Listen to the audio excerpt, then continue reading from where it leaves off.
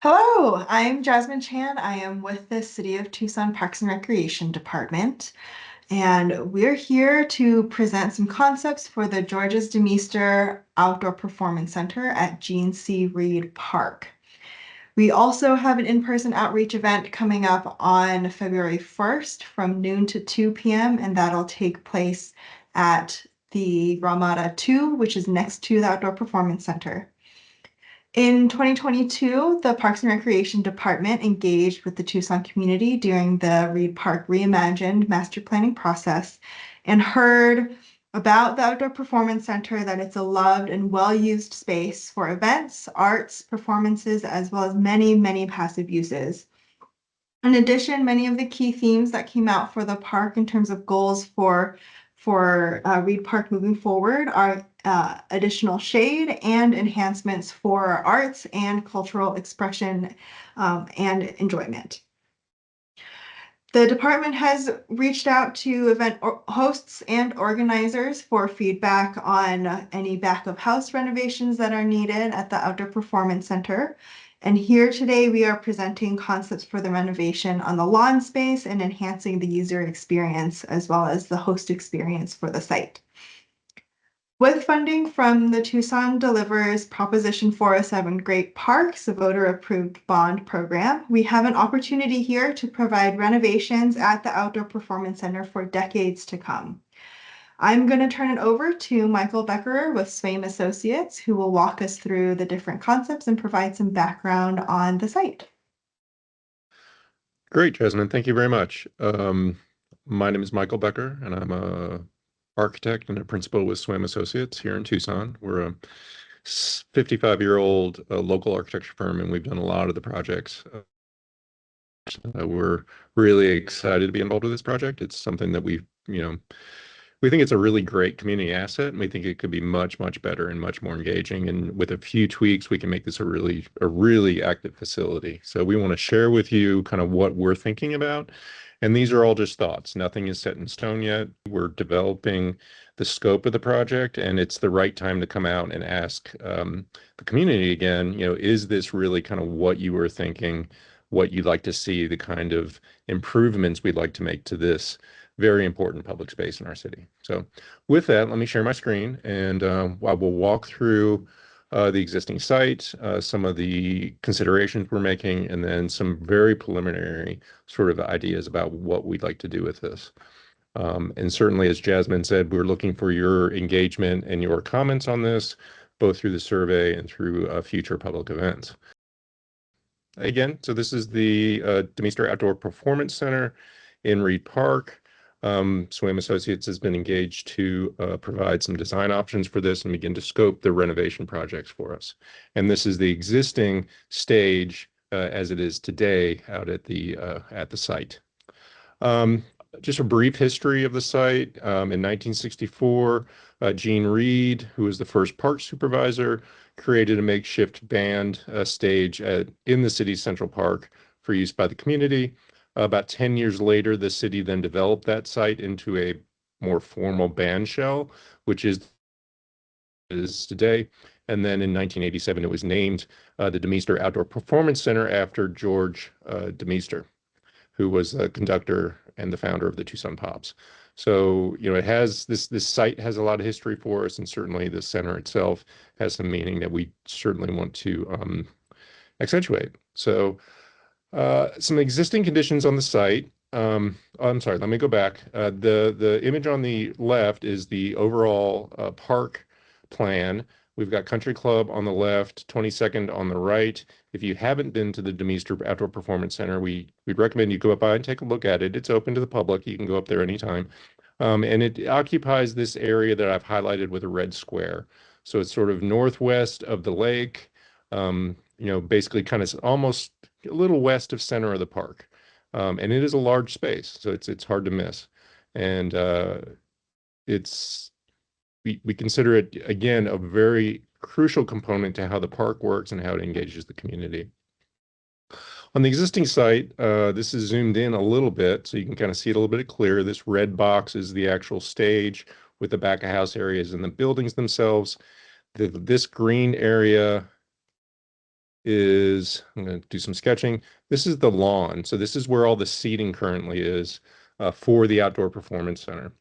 And then if we go further south, we've got the original entry plaza. And then we have the parking area that kind of wraps all the way around the west and the south of this site. You can certainly access the site from the east and the north as well, but this is the kind of primary parking area that we're seeing. Um, a few things about it, it does currently host multiple events per year. They're primarily in the higher season, so not in the summer. The lawn can accommodate up to 7,000 audience members. So it's quite a large performance space, actually. The age of the site and the infrastructure are limiting our event options. So we have some issues with the existing structure. We're not sure how much we can hang from that structure in terms of what we call rigging, which is when a performance comes in and they want to hang speakers or sets or other things. We don't allow them to do that right now because we don't know the capacity of the existing structure. So we need to do some improvements there. The site as it stands today is not fully accessible. So other than this sort of concrete space in front of the stage, the rest of this audience area is all grass, which is not considered an accessible surface. Um, the South Plaza, the main entry plaza, has deteriorated a bit, so we want to make some improvements there. And then much of our parking, accessible parking in this south lot also isn't currently accessible, which we would improve that as well with the project. And just to again, to go back to something Jasmine brought up, the Prop 407 language talks very specifically about remodeling the backstage areas, which we won't talk about today. But those are things like the green rooms, the dressing rooms, the restrooms, the spaces the performers and the staff use to maintain and to operate this facility. Uh, the language talked about improving the AV systems. It talked about adding some fencing and gates that we're going to talk through some options on that in just a minute. And then we talked about new seating or improvements to the audience area. And then the last one is the ADA or accessibility improvements so that we can make sure that this is an equitable and accessible facility. So this is what we're tasked to do just from the proposition language. And then we did, with the Parks Department, some interviews already talking to and the different performers and different groups that use the space to begin to develop this program in terms of what we actually do, given that this is kind of what we're charged to do. So our current program considerations are, again, making the stage and the audience areas fully accessible. We want to improve the audience or the patron experience so that people that come here to see a show just have a much better, much more comfortable experience in the space.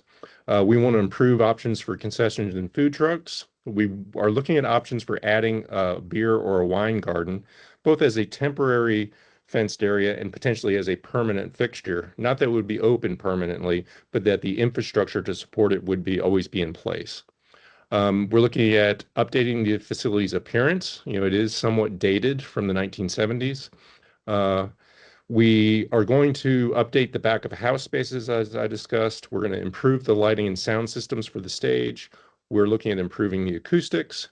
We do want to provide some additional shade for the stage, and we'll talk through some studies we did on the shade to show you why we decided, well, we didn't decide, but why we're leaning towards the shade option that we're looking at. We're looking at ways to simplify the security for the site, both for the ticketing options, if events want to do ticketing, and for, again, this beer and or wine garden that we're discussing.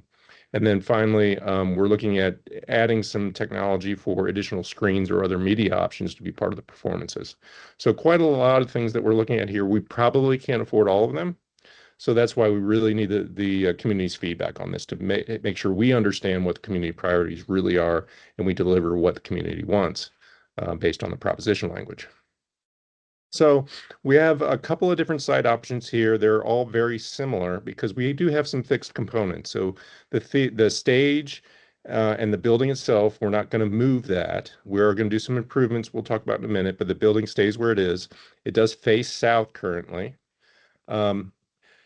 And within that, we have this kind of primary viewing area where the audience will typically sit. The way the site is laid out, we have a flatter area right in front of the stage that we will be replacing the concrete. And then we have a sloped grass lawn that comes up now to just a grassy hill. But this was one of the first accessibility improvements that we would like to make that we think will also improve the overall experience of the facility itself. So again, this is an existing stair and an existing ramp that would bring you up to what would be a new concrete walkway that would go along the backside of the audience space. And then just adjacent to that walkway would be a viewing area that would have a trellis, not, I'm sorry, not trellis, it would have a canopy this seating area and create an accessible seating area that's shaded, that has very good sight lines all the way to the stage. So that so as you enter the facility as an audience member, that would be the first thing you would see. So you could use one of these covered areas as seating, or you could walk down into the lawn as you do today and lay out your blanket or your lawn chairs and sit anywhere out here. But certainly if you needed the accessibility, you would have a space for that. We're also looking at providing two alternate paths that would bring us down to the front of the stage to provide accessibility for audience members to also get to that space that's down in front of the stage. And those are noted right now as options because, again, we're looking at our overall budget and scope of the project. Some other components that we're beginning to locate are an area for food trucks. We're locating this adjacent to the existing restroom because we do have access to power and to water so that we could allow a space for the food trucks to operate, but they wouldn't necessarily have to have their generators running and some other sort of infrastructure that tends to be distracting. So we're trying to find a way to provide space for those food trucks that's going to complement the use of the facility as a performance space. And then this area F that I'm showing here to the right is what we're calling a sort of a permanently fenced beer or wine garden area. So again, this would not be a permanent bar. We're not talking about that, but what we're talking about is a concrete fenced area that a vendor could provide alcohol sales in. And the fencing is a state liquor license requirement, even for a temporary venue and to get temporary licenses. So some of what we're trying to do is simplify the process for setting up an event so that we can reduce the cost to the actual promoters and have organizations that maybe don't have as robust a budget be able to use this facility in a similar way to other promoters. So this is option one. The second option is very similar to option one, but we're basically rethinking the beer garden. So we're placing that within this kind of primary viewing area of the stage so that if you get a beer or a glass of wine, you can sit and really have as good an audience experience as anyone else. In this instance, this fencing that we need for the beer garden could be temporary. So it could be something that's put in place during the event and then removed. It could also be permanent. Again, to us, it's a community preference and a budgeting issue for the events themselves in terms of how much it costs to set up the space to run some of these events. Other than that, this scheme is very similar, although we are providing cross aisles in this scheme that would allow further accessibility to get people with disabilities into the center of the audience area. It could also be a future phase if that's needed as well. So we have some options there too. And then our final option is what we're calling option three. Again, we have the aisles that we talked about with the last one, and we've made a larger beer garden area that has both space within the primary viewing area and some space that's sort of off to the side. You still can see the stage, but it's not quite in that prime space. So if you wanted to have a drink and a conversation with a friend away from the audience, there's a space to have that happen. But again, this would be a fixed infrastructure that then could be set up for the beer and wine sales when those events were going on. The covered viewing area, this is just a little diagram of what that could look like. So as you come up from the entry plaza, this area right here would be the kind of sidewalk that's on the south edge of the site.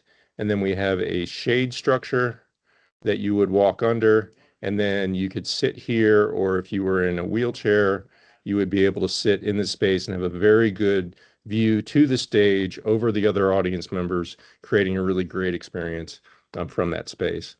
We think the other thing that this shade structure does for us, which is not insignificant, is it helps to define the area of the audience much more clearly than it is today, so that this will begin to feel more like a performance space, and it would elevate that experience that people have when they come here for a music event or for a performance.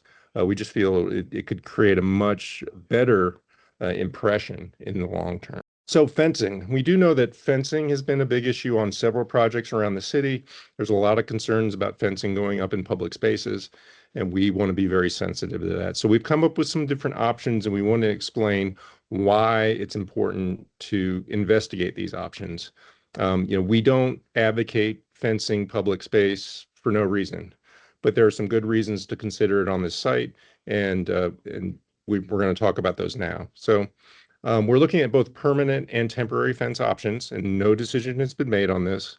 The intent is to increase the options to get larger ticketed events and to lower the cost of ticketed events. Because right now, the labor that it takes to install the fencing is making the use of this space it's not affordable for smaller organizations. So we'd like to build in some more infrastructure to make it less expensive for the city to set the space up so that community members can use the space to its full extent. The fencing also will allow for additional security. So if we're having an event where we feel like we need to screen the audience, like happens today at the TCC at a hockey game, or if you go to the Fox Theater for a musical event, you get screened as you come into the facility. If that's something an event feels they need to do, the fencing would help us do that as well. It also, again, allows for the ticketing. And if we do fence the entire site, then the issue of the liquor license becomes much simpler because we could simply do it for the entire site. And then lastly, as I said, there are restrictions in how the temporary fencing can be installed currently in the park. So we're looking at changing some of the infrastructure under the ground to allow temporary fencing to be installed more easily as well. So it's not only permanent fences the only way to achieve this. We think we have several different ways to achieve what we're trying to do without necessarily creating a permanent barrier within the park. So these are the fence options right now. I'm going to actually zoom in on this because I think it's important to kind of walk through this a little bit. So we want to be clear what we're talking about.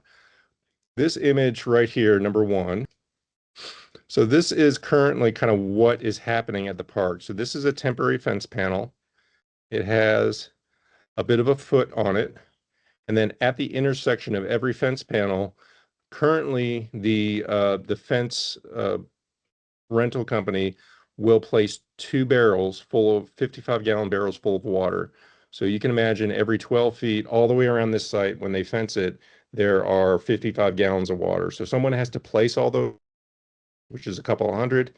They have to fill them all with water, drain them, remove them, and then remove the fencing. And that's what's creating the additional labor that's required for the fencing at the site.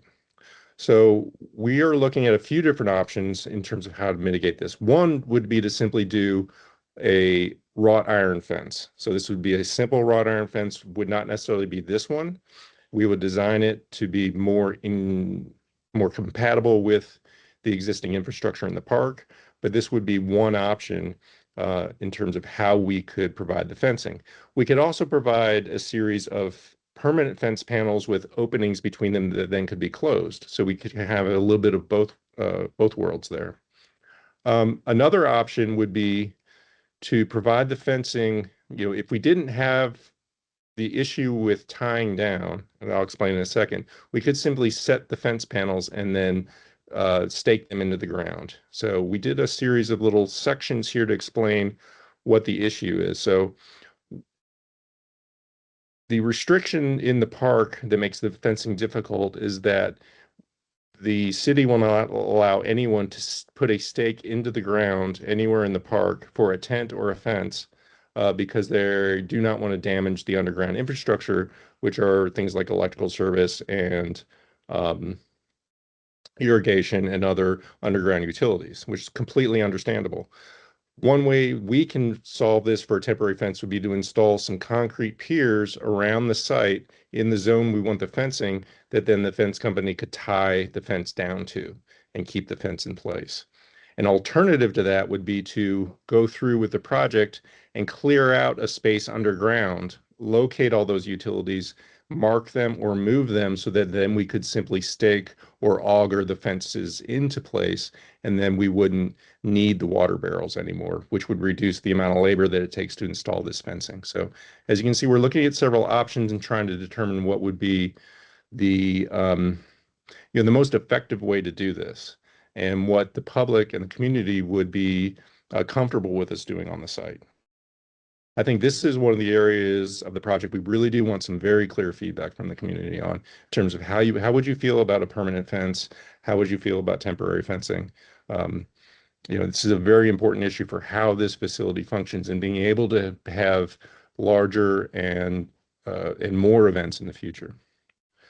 And then the last thing I want to talk about today is the kind of update of the design of the building. So I always think it's interesting to go back and look at the original drawings. This was a rendering from the 1972 set to kind of show the vision that the architect at that time had for the project. Some of the things that we're looking at for the improvements to the building itself is really what's called the proscenium. And what a proscenium is, it's actually the opening of the stage between the audience and the stage itself. So it's really this opening and this whole surface that faces the audience. So some of the things that we're looking at for improvements with this, with the building itself, would be increasing the shade on the stage to make the performers more comfortable.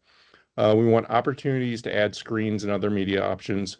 We want to have additional rigging options so we can hang lights and set pieces and other things from the roof structure. We need to create improved security for the stage. Oftentimes, the stage will be set up for an event that may happen multiple times on multiple days. There's currently a fence that pulls out from the side, but it does not function very well. So we're investigating new ways of securing the stage when it's not in use. Um, we and sorry, we're also looking at the improving the acoustics of the stage itself so that we can get a better acoustic performance, so the audience will have a better experience. And to do that, this is the existing proscenium. This is kind of what's there today. It's pretty much what was there in 1972. Very little's changed. As I mentioned earlier, some of the catwalk structure you see up here has deteriorated significantly. So these are areas that we need to make some improvements and renovations just to allow for the building to continue to hold the lighting and sound and the other rigging that we need, but then also looking at adding another structure in front of this. So we did a series of shade studies to determine how far this structure should come out. So in this drawing, that line right there I drew, everything to the left is existing, and we would build the new structure to the right. And it is, in this scenario, what we're doing is bringing that out pretty much to the edge of the stage. We studied two sun angles in June and in December. And as you can see, they're quite significantly different. In June, we do fully shade the stage. In December, it's almost impossible to shade the stage because the sun angle is so steep, but obviously the temperatures are lower, so we feel like this is an adequate solution for what we're trying to do with the shade. What we have in the upper left is the existing Outdoor Performance Center. We did a sketch just to say what happens if this thing really reaches out into the audience. How does that feel? How does it feel if it's just a kind of new proscenium with some screens that wrap the edges?